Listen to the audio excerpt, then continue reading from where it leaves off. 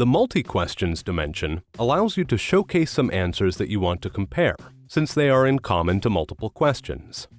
This dimension is relevant if you use rating items or a matrix of questions. Open your report and add a question dimension based on various answers.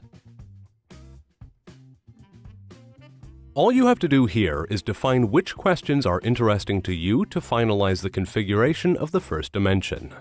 You can immediately create a second dimension in the same window in order to gather the answers and to associate them with the questions you just selected. Choose which answers you want to display. You have thus crossed the dimensions and you can see the resulting chart.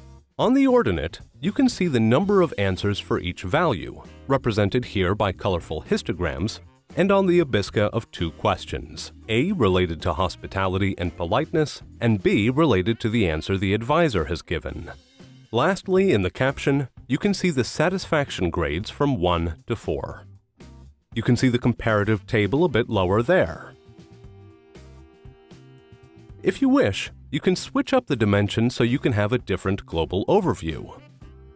On the abscissa, you can see the answer to each question that represents the grading scale from 1 to 4. Then graphically the questions, represented by colorful histograms, and on the ordinate, the number of answers. In order to cross various questions, you can also create a sub-slide. So open the report. Select the slide for which you want to create a sub-slide, and it obviously has to already have a question dimension. In this case, we'll use an NPS type question. Then click on the right on the plus pictogram.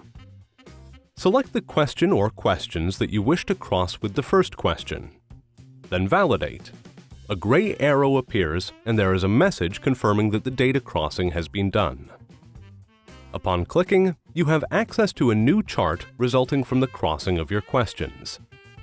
You can cross the dimensions in order to get a different overview.